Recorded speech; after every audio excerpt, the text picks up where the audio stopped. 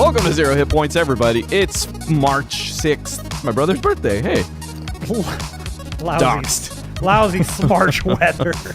Docs. I'm Ryan Miller, and can he do it in 45 minutes? It's Matt Ambert. Hey, anything that involves time, I can do it in 45 minutes or less. Anything. Well, this time, it involves talking about video games, as we often do on the Zero Hit Points podcast. I can do that in 45 minutes or less. Games we've played, games other people have played, games people have talked about, goings on in the industry. That's going to happen today. And it might happen quicker than normal because my wife left me. Not that would increase the speed at which I do things. You have 2 kids. That's the fun joke. Yeah, joke's on me. Is that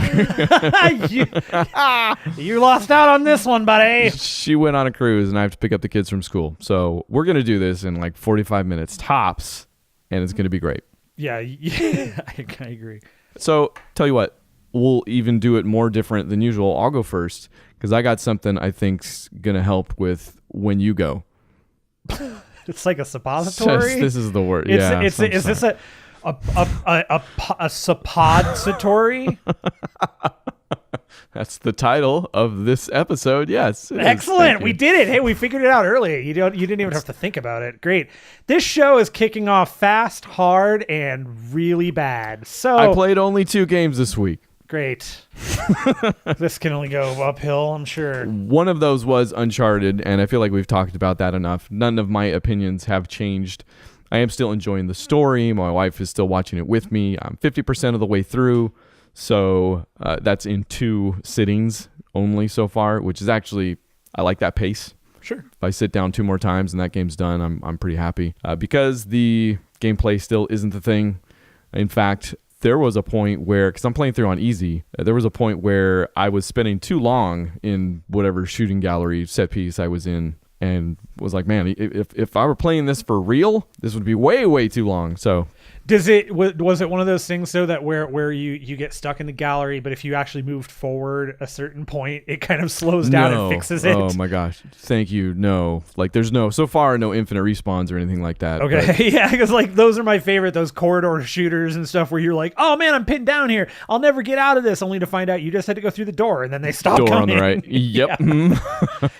Video games as real as life can be. No, this is just because I am playing through it so quickly. I'm being a little bit careless. Like I'm still dying on easy. That's how careless I'm being. I'm not taking cover. I'm not using that mechanic at all. If I don't have to, you're on easy, so just run at them with your fist out and just. That's what I'm doing. Yeah, it's the Bart Simpson, Lisa Simpson thing where they're like, I'm going to walk at you like this, and if you get hit, it's not my fault. Yeah, it's one of those. Like, whatever. It actually does do a fun thing with the melee combat. It's actually, it reminds me of that Bourne game. Jason play Bourne? That? The Bourne, yes, that was the name. Was that the name of the game, actually? I don't know. No, it was the Bourne Identity game, though, yeah. Bourne something, yeah. I never played it, but I know it. But it has, like, it had the QuickTime stuff kind of to it, didn't it? Basically, you run. It's like a balance between QuickTime and dynamic, because you have to run up to them. In Uncharted, you run up and rhythmically punch 3 buttons, which seems hard enough for me at first, but as I get it, it's kind of adds some flavor to the combat, I can see. The Bourne game I liked for that same reason. Like I feel like it had the same thing going on. You could run up, and it was a little bit more than just hitting a button for a takedown because you were close. You know. Well, you're Jason Bourne, so you've got to do like 7,000 maneuvers, and like there's got to be 80 million different camera cuts before the guy falls down, and they're all shaky. Yeah, the entire thing. I like that game. I never played it. It was one of those games that I remember it coming out, and I remember going, oh, that actually does look pretty cool, and then never picked it up. Not spectacular, but yeah, great story. Glad I shared it. So, second game I played, more interesting, and it's going to lead into what you played, because I've been hearing a ton about Into the Breach. I have been wanting to play it. I think coverage started for this at least a week ago. And I tried to go figure out where I could get it then, realizing this was all pre-release coverage. Came out this week finally. Can't pick it up because I own a dirty Apple computer, a useless Macintosh. Junk. It's this garbage, trash, poop. So I can't pick it up. They say it will be coming to Macintosh later. I don't think they've said anything about consoles or even mobile this time, because the last game they did on mobile, I guess that was a thing. But that's the game I played, was the last game they did, FTL. FTL. Yeah, which has been on my list. Farting through lifetimes. No, again, I have enough podcast titles at this point. Thank you. Fjords that Leibovitz.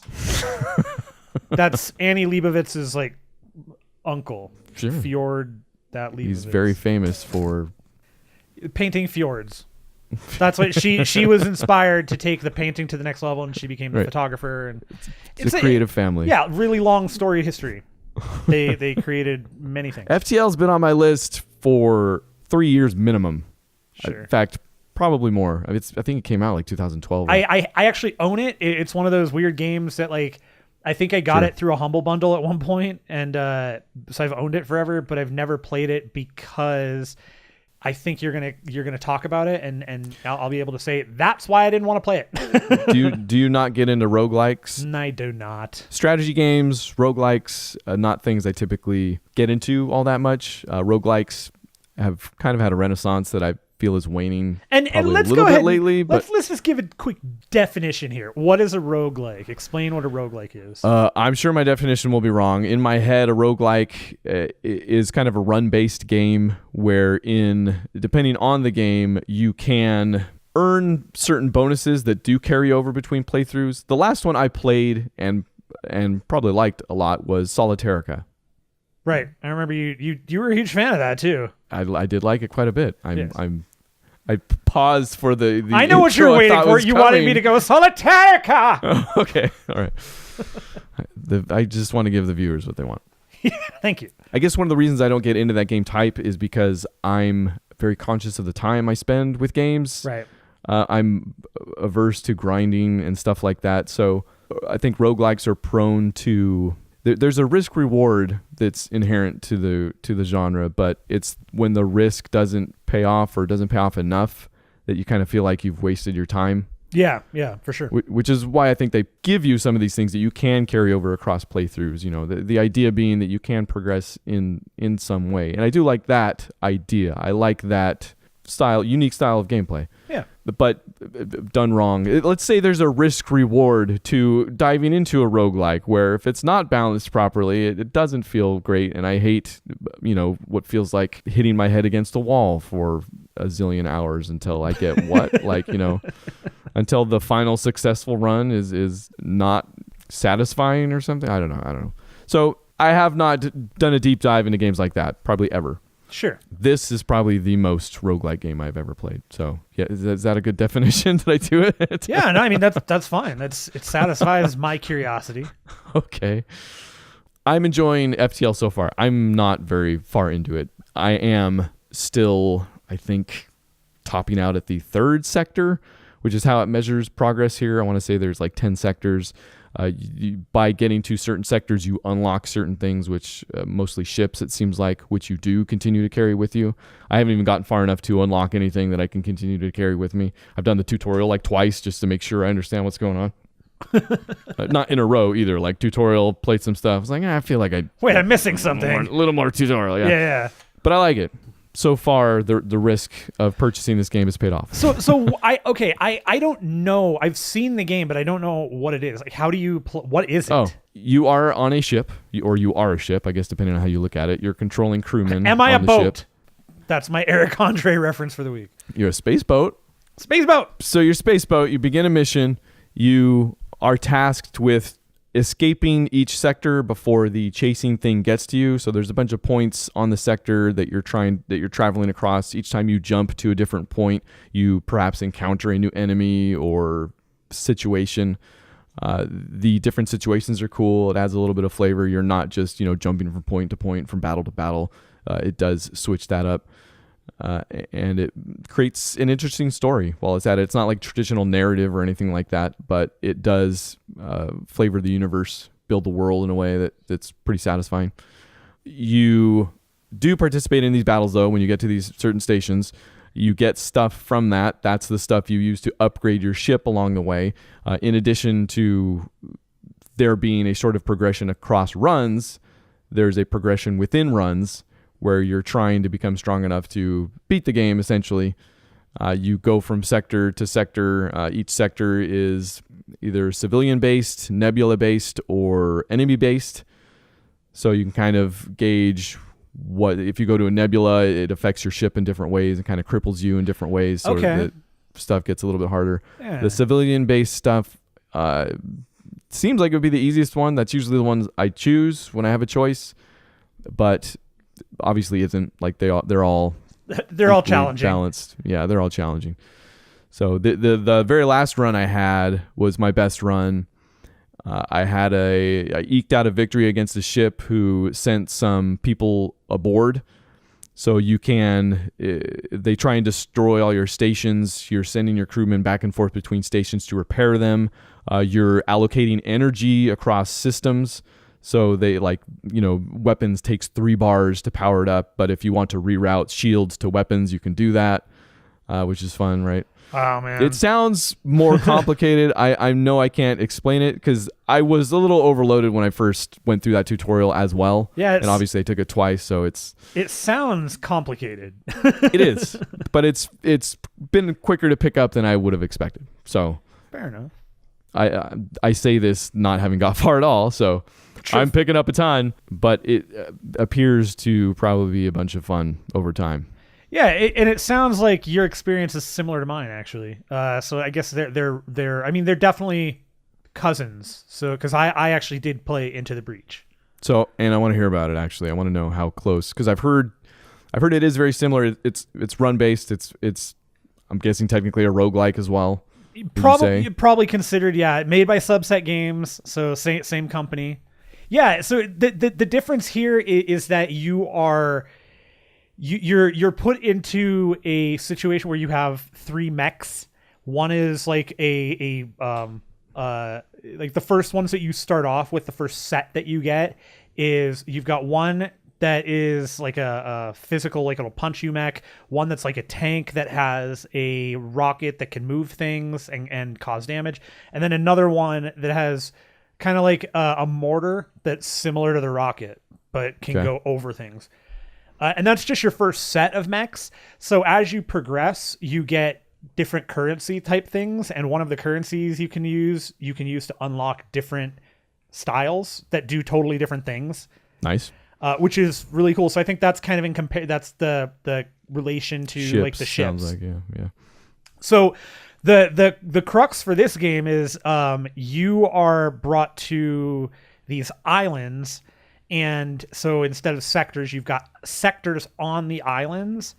Those are your progression. And as you complete an island, whether or not you actually save everybody or fail, you have to save them to a point, but sectors can be failed. You don't have to succeed in every sector to and you can still move on to the next. You can still move on. Yeah.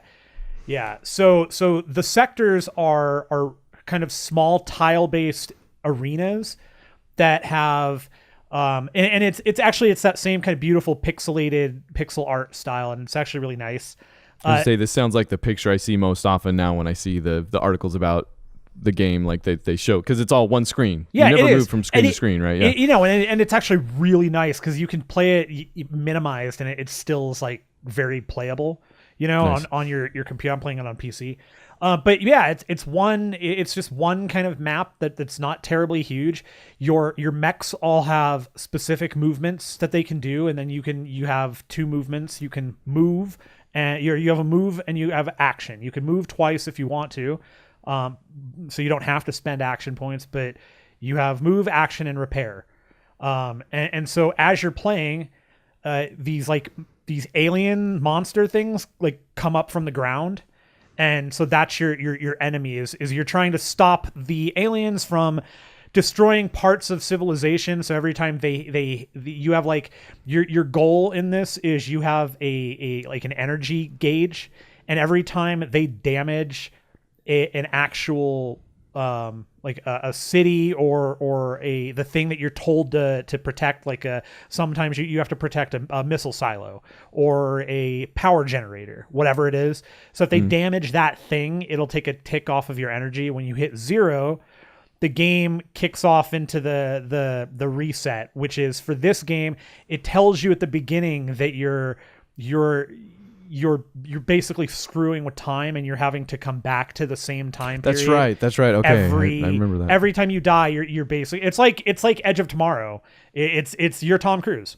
No. But when you die, the thing that comes over with you is whichever pilots are alive, you have the option to choose which pilots come with you. So you get attached to the pilots because you're upgrading the pilots individually. So you'll be like, oh man, now I have to choose between Jeffrey and Clarabelle. If anything, I'm Emily Blunt. And you definitely are in many respects, and I appreciate it. So the game is pretty great. It's I don't know that you're supposed to be able to get out of each sector without damaging and losing civilians. Like they kind of build the game so that you are always under siege, and you have to be very conscientious of your moves, because you can lose one of your pilots, and if they die, the pilot's dead. They're gone for that game. You can still survive and move on, but you're not going to have that pilot. You're not going to have that upgraded mech if you upgraded it at all, because there are upgrades for the mechs as well. Similar to FTL, where you can upgrade certain aspects of the pilot, like their health and how many things they can do. But the mechs themselves also have weapon systems that you can upgrade, and a few other things. So there's a balancing act. Similar to FTL, it sounds like not complex. It's really easy to get. And when they show you, like I went through the tutorial once, and it was actually pretty quick to figure out. It was okay. You're going to run into movement squares because it's turn based. So it's, you move all your guys, do all of your actions, then the monsters go, and then you react. So that's how it happens. That's cool. I've stayed at the first island because I'm trying to get a real handle on a lot of the different, like I got some different stuff going on.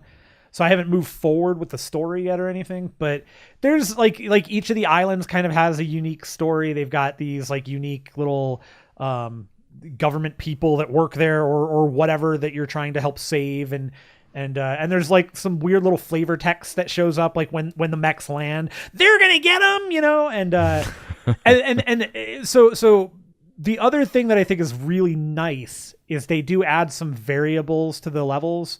So the levels some of them will have like it'll be flooding essentially. So the tiles will reduce, like an entire lane of tiles will reduce. And if you're on that tile when it moves, when it reduces, you die. But same thing goes for them. I was going to say, what about the enemies? If the enemies are on but that's assuming that the enemy can't float over it for whatever reason, or live in the water. Like if it's flooding, some of them can survive, some of them can't.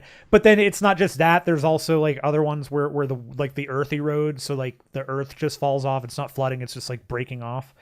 Same concept.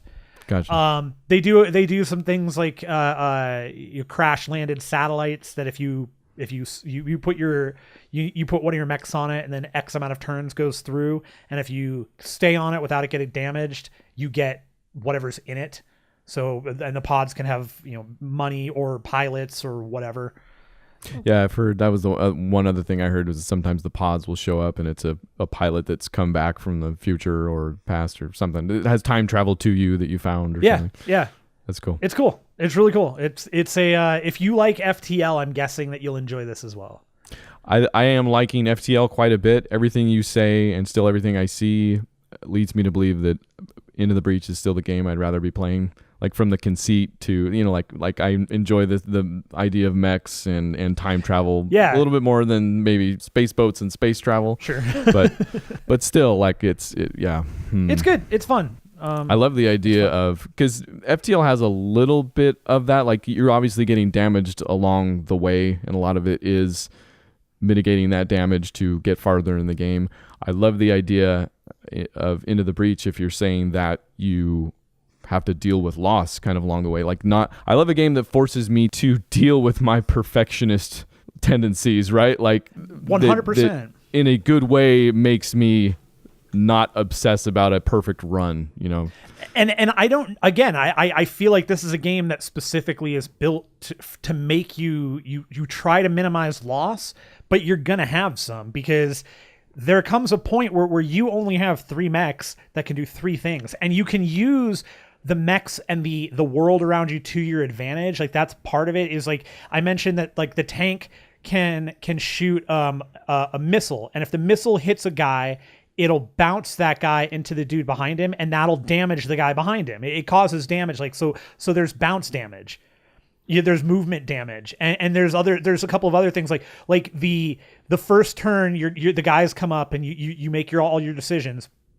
But if you can say, like it shows you where the next round of bugs are going to come out of the ground.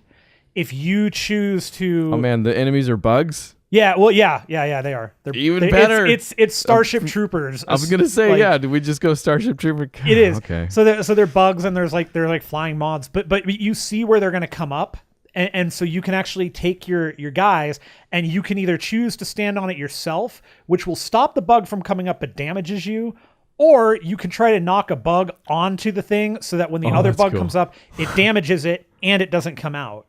So like, but in between all of that, there's so much you can do. You'll get to a point where there are like there's like essentially the brain bug from Starship Troopers. The brain bug exists specifically to buff all the other bugs, which means you have to kill it first. So you're guaranteed to, like, you've lost one of your mech turns. It's gone.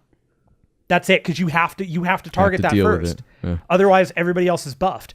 So then you're down to, okay, so now I've maybe got 3 more bugs on the board. Maybe I can get a couple of them together and I can get a couple of them down in points. But you are legitimately taking time trying to figure out, how do I bump this bug out of the way of it attacking the building, and then it still has like a direct line to it, so it could move and attack it.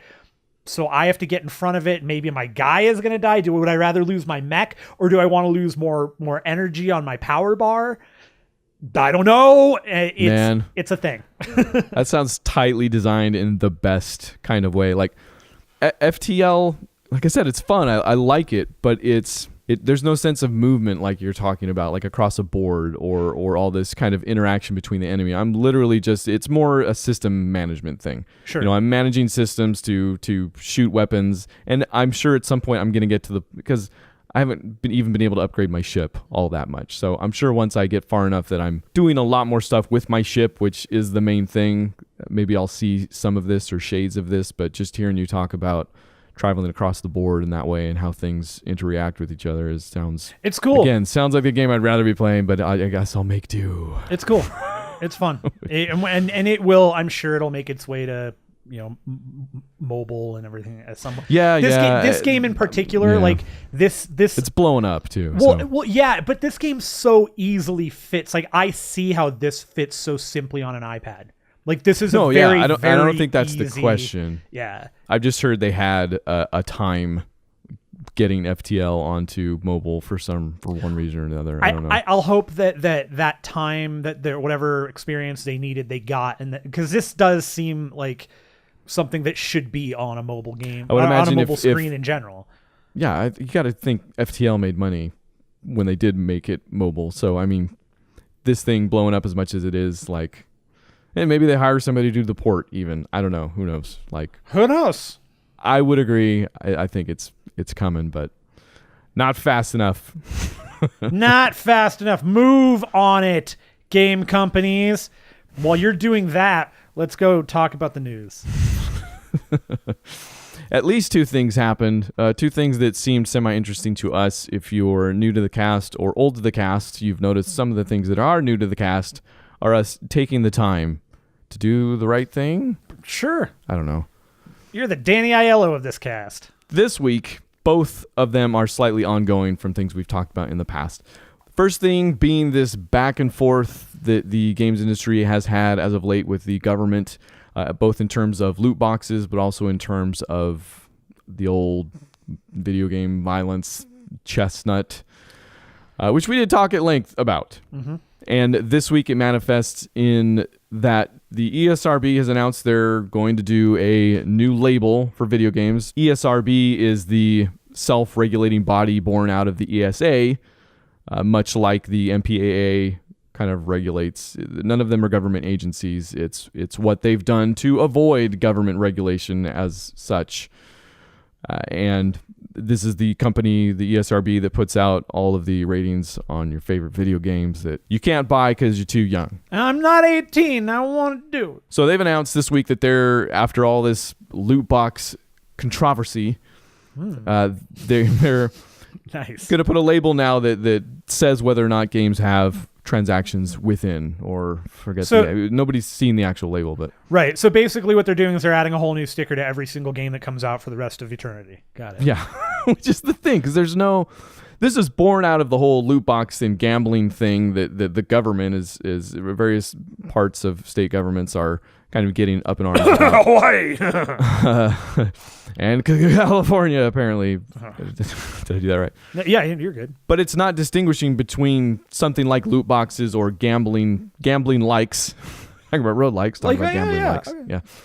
It's just, it seems transactions after the fact, which doesn't seem all that helpful, but might actually be the point. You know, they are invested in doing as little as possible to actually say there's predatory practices going on here, right?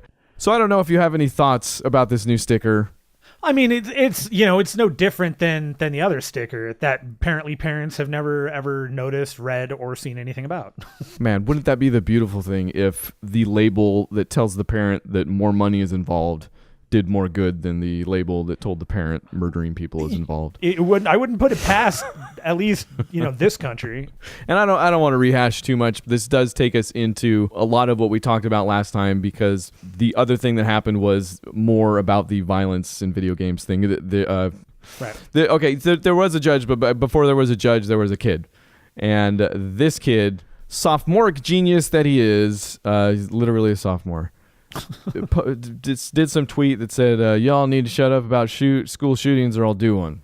So got taken to court, obviously, but the judge, as part of the sentence, he's under house arrest or detention, whatever they call it, ordered him to not play violent video games. Great, good job, Judge. What else did you take? Did you take away violent movies? Did you take away violent music? Did you take away his ability to read books that are bound in violence? Did you take his ability away to look up violent things on the internet? Well, cool. You stopped him from playing a video game that has nothing to do with the situation at hand, because it's an easy scapegoat to say this is what caused it. Yes, and I think that's what we spoke about for most of the discussion that we had last time. And it's nothing new. Like it was jazz before that. It was rock and roll after that. It's from the devil, until you put 50 years between you and it. And then it's, the Beatles. Right. Like nobody's going to tell you that. Elvis is a great example there. It's video games, right? But it's not to say that video games aren't violent. No, of course. Like, you're online, you're playing a game, you're probably playing it with your friends, and yeah, you're blowing things up, you're killing people, what have you, but it's no different. But why are parents not paying attention to that? Yeah, I guess it just, video games are still young. And it's easy to see, like, from the outside looking in, like, games are violent. Like, I remember there was a reporter at one point that started to take it to The Last of Us, and was open-minded enough to hear the feedback when everybody came to him and was like, well, if you're going to get onto video games for why are they so violent, like The Last of Us is actually the wrong one, because that's metered violence. Like, that's meaningful violence. Like, that's made by people that know every little bit of what they're doing, and it's done for a purpose type thing, Right. I can see from the outside looking in, nobody can tell the difference between The Last of Us and Hatred or whatever. Was that the name of that stupid one? And then this fight just goes on forever. So that's true. Maybe we just stop doing it on the podcast. I'm done with it. I'm done. So maybe, is there anything else you'd rather talk about? All right. Okay. So born out of something we talked about last week, we have both played Micro Machines. We both got the Micro Machines World Tour. Is that what it's called? World Series. It's not important. Good. Which is indicative, actually, of the following. Yeah. World Series. Micro Machines World Series. Both got that, and we both tried to play a bunch online. We talked about this last week, and it was dead on arrival. Like there was nobody online. Still isn't. Still isn't. So this kind dead of long after arrival. So right after we had talked about that, I had noticed a couple of articles come up around H1Z1, the game from Daybreak Games. It's a battle royale game now. There's a battle royale section. There was like a PvE thing that went on, I think, at some point. I don't know. It's been in early access forever. So it's been in like 20 different stages. It was not battle royale until I think they had a battle royale mode. Right. That was arguably where the genre first got a kind of a toehold, one of the spots.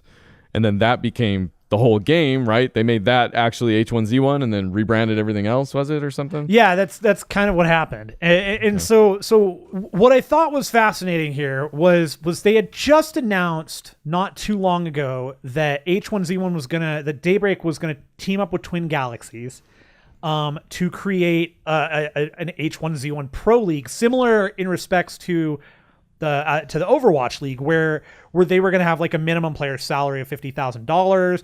They have a governing committee, and they've written a player bill of rights, and right. there's like, you know, all of this stuff for a full league of H1Z1. Which is what Twin Galaxies does, to be fair. Like they're the ones taxed. They've done this for other games, though. But one of the articles that followed up with that was how H1Z1 is bleeding players, and it has been significantly for a few months.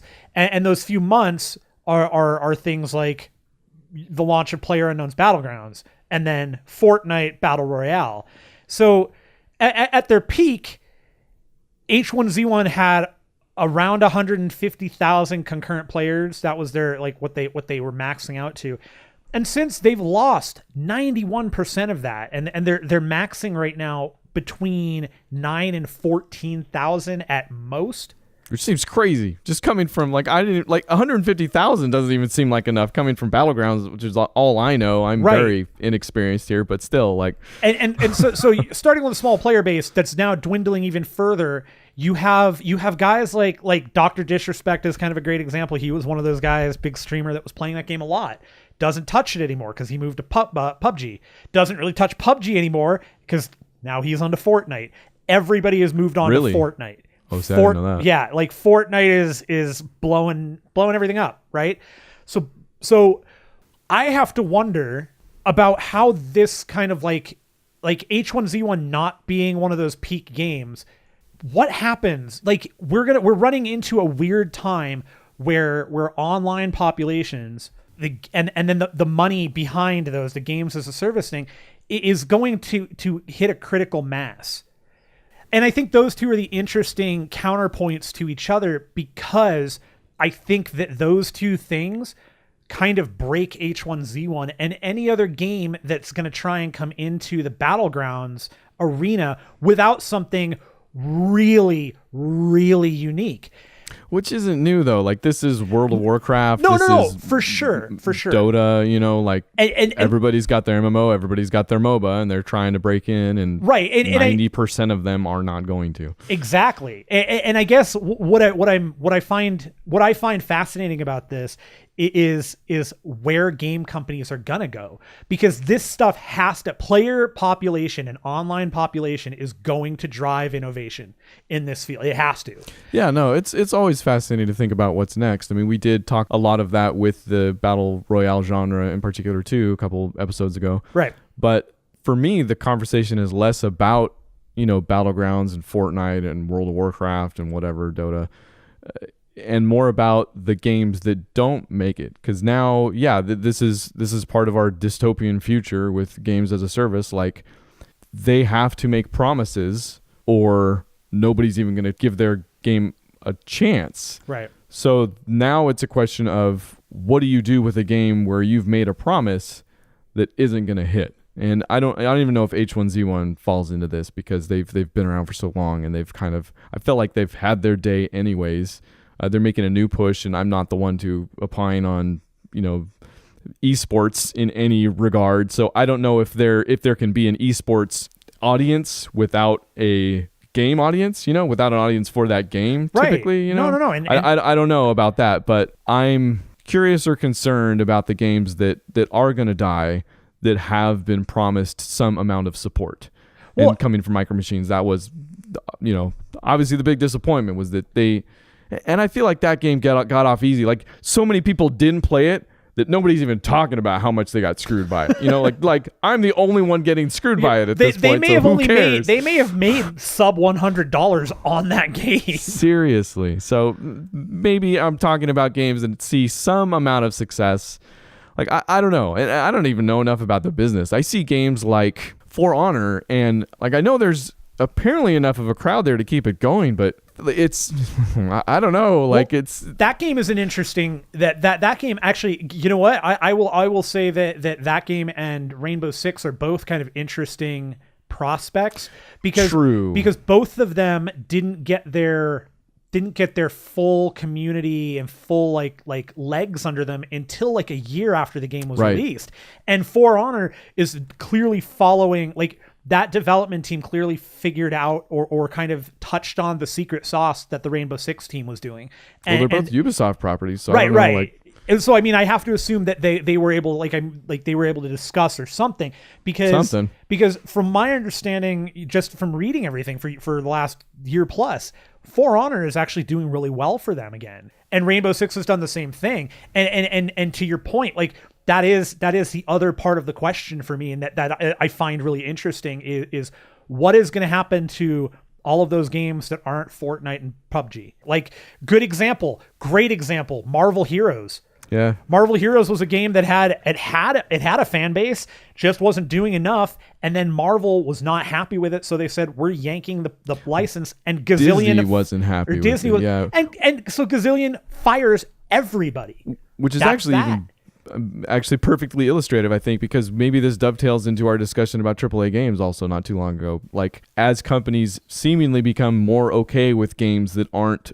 multi-billion-dollar property, like the idea of companies being okay with games that only bring in 150,000 players and teams that can still see a profit from something like that. That's cool. That is heartening in a way. Sure. If the game can be profitable for the company and maintain a player base, and the player base is happy, like, that's the ultimate goal, right? That's what every company wants. I mean, but yeah, okay, that's what lots of companies want. I don't know. I agree. I am endlessly fascinated by it. I am, and we will continue to be. Also fascinated by the Capper, and this week it's a return of a favorite. My gosh, somebody remembered this thing that we used to do. Was this like the proto capper? Was this like the first end of show segment we ever tried? Yeah, for a long time. You're correct. It's the question of the WEAKW. Not as young as we used to be. Every time. It still happens. And this week it's 3. First of all, thanks to Rayzilla who the hat trick had the suggestion. Thank you for shooting us some questions. We will read your Twitter handle here and then the question, and then we will provide an answer to your question. That's how this works. First up, at the steak. Steak sucks. The steak sucks. Steak doesn't suck. I'm hungry. Have we had lunch yet? Oh man, I went to a Brazilian steakhouse last night. Have you ever been to one of those? Shut up. At the steak sucks. What is the best story you've encountered in a video game? Man, that is a brutal question. Quick.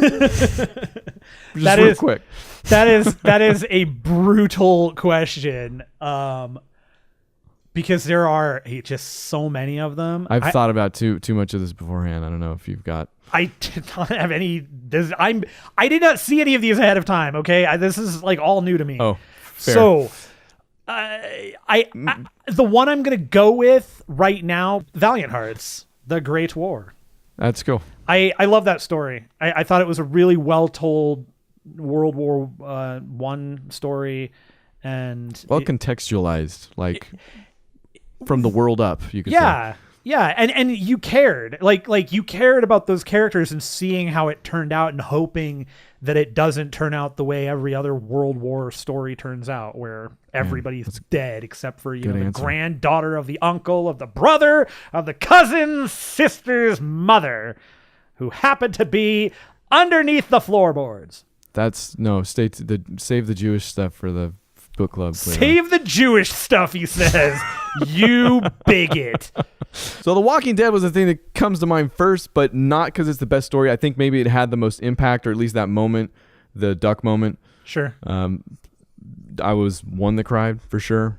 No other game has done that, and it was weird because one of the reasons I would say not the best story is because the rest of the game was so clunky still. Like that engine, those mechanics didn't, and the episodic nature too. I think most, especially in the United States, shows that do things episodically fall into that trap of just trying to get it to go for as long as they want, or having to add on where they hadn't expected to previously. Are you talking about the Walking Dead TV show too? Not necessarily, but yes, definitely. But not Walking Dead. And this actual answer seems trite, but that objectivist thread throughout Bioshock is great. No, it is. Like it's legit fantastic. I think that is a great story. I agree. There are some ones that I would throw out there. Partially because I don't want to say they're my favorites because I just don't remember all of the details. Dude, same thing. But Fallout 2 had one that I really liked that had a good thread, and Baldur's Gate always had I remember Icewind Dale. I really, really loved that expansion and everything that went along with Baldur's Gate 2 and all that stuff. That really, really good Dungeons and Dragons stuff there. Yeah, Assassin's Creed 2, same thing. Like I remember when that shiny lady came on screen and started talking to me, like directly, and all the layers that are brought in there. But I couldn't tell you very much else about the rest of that story, So you know what else I would actually put up there, and I don't know that anybody else would, but I think I would because of the underlying like nihilism almost to it is super hot. Oh, okay, yeah. Man, all right. There's some great stuff in that game. You start getting into moments of like immersive or emergent narrative, as opposed to games that are trying to tell a story. Yeah, that's okay. So the second question was from Cunning Corvid at Cunning Corvid. If you could recast anything, movie, TV series, game, what would it be with and whom? So I actually this one is very quick for me right now because again, this is a tough question because I go through this all the time. Like who would I put to play that? Like all the time. I bet. In fact, I'm doubly interested to hear. I have stupid answers, but because you being kind of the performance, because I think your answer is going to hold more weight here. So it is. And this is I actually referenced this last week on Book Club for Movies. Paul Rudd and Justin Theroux, I would recast them in MASH in a remake of MASH as Hawkeye and Trapper John, respectively, irrespectively. Listen to Book Club for Movies. Was that last week? It might be this week's episode, but we talked about it last week. It's when we talked about Mute, and I just don't remember if that was last week's or not. My questions are easy too. Also, something we've talked about recently. Billy D in The Last Jedi. He should have been in that casino. He was supposed to be, from some reports, and I would recast him into it. I don't care. I get it. The times I've seen Billy D recently, I bet they brought him on set and he didn't turn in the performance that they might have wanted. Oh, so you think there's footage? You think it happened and then they were like, nah. Oh yeah. You bring him in. Whether it's on a provisional basis or whatever. You don't just, like me, look at what he's done recently and say, I don't think so. You at least bring him in. It's Star Wars. You do. Especially the concessions they've made with Force Awakens and Last Jedi. Like, no, I would you love, bring him in. I would love that. I just have a hard time thinking we would not have heard from somebody that there was something done. There's nothing concrete, but it's out there. Like it has been. Yeah, no, Bernard and Mention did on Fat Man on Batman on their Last Jedi. Oh, I must have missed that. Yeah. Okay. I remember them talking. I know they wanted him, but I never heard them actually getting him there. Bringing him in? Yeah, I don't know. That's my own. Yeah, sorry. Okay. I think you bring him in. Okay. Yeah. Maybe you'll enjoy my other answer, which is I remember the movie Willard, where they were having actual trouble casting that main role until somebody said, you know what? If Crispin Glover played this part, I would watch this movie again and again. And I have. And that I think that stands true for a lot of roles where Crispin Glover could be. I mean, any role recast into. Yeah. And lastly, from Rayzilla himself, what was the first game you bought with your own money? Ha! I actually remembered this. I thought really, really hard about it too. I had to think. Yes. The first game that I bought with my own money that I actually like saved from my job that I didn't. It wasn't like. So, I'll preface this with my parents. We didn't have a lot of money growing up, and all of the money we did have, my dad kind of gave me the Sophie's choice of childhood. For me, do you want to play sports or do you want to play video games? I wanted to play sports really badly. Video games were just not, I was small at the time. So video games, it was like, do you want sports or do you want junk basically at the time? And I was already playing sports and hockey is very expensive. So everything went to hockey.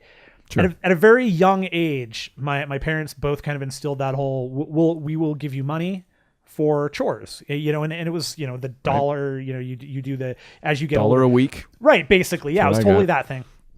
So I did that and I saved up money and throughout like from, I don't know, like ages 8 to like 11, I would give them the money that I would save up over summer, whenever a game would come up and say, will you buy the game? And then I'll, cover whatever. And they always like, that was how I got stuff. So video games were always like up. Did you never have like all of the purchase price? You had enough where they were like, yeah. I always had at least half. That was like the thing. Okay. My dad would never do it with less than half. It was if you saved, $25 and you're 8 years old, I'll cover the 25. I can do that. So when I first saved up all my money to go and actually with my money by myself, I was with 2 other friends, had my wallet, walked into the store. I said, I want that game. I gave them my cash. It was Super Punch-Out. Hey, all right. That's pretty good. That's a good game. It was good one to spend your own money on. It was fun. I just recently watched a Spawn on Me, actually. I think one of the guys from Spawn on Me, and I don't remember if it was Khalif or Sharif. One of them started playing it and then had to quit because it was so stereotypically racist, like really? Right away, like brutally so. And I had totally forgotten about all of that because when I was a kid, I didn't know. I didn't think that. But yeah, so Super Punch Out. What about you? What was your? Mine was racist too. So I don't remember 100%. I did have to think about it, but there was the game I kind of thought of on my own.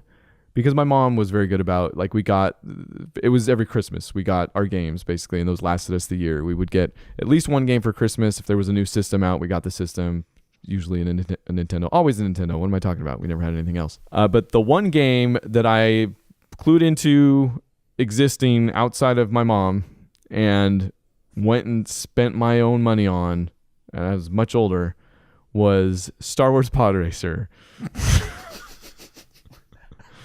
Now this is pod racing, which I'll stand by is not the worst game out there. It's not even the worst Star Wars game back then. Oh no, well that you can't. The worst Star Wars game was the Atari Empire Strikes Back. Yeah, that's probably another podcast. Because I mean, does it hold up? No, it does not hold up. Okay. It didn't hold up then either. I feel like there's a worse Star Wars game. I mean, Battlefront 2, but shoot. All right, well, hey, that's the end of the show. Rayzilla, Cunning Corvid, The State Sucks. Thanks for writing in. We appreciate it. I hope you enjoyed this week's questions of the WEAK week. We could bring this back next week if you guys send us more questions. If you have other suggestions, let us know. Podcast at 0HITPOINTS.com. Hit us up at Twitter at 0_H_P. Go to 0HITPOINTS.com. Check that stuff out.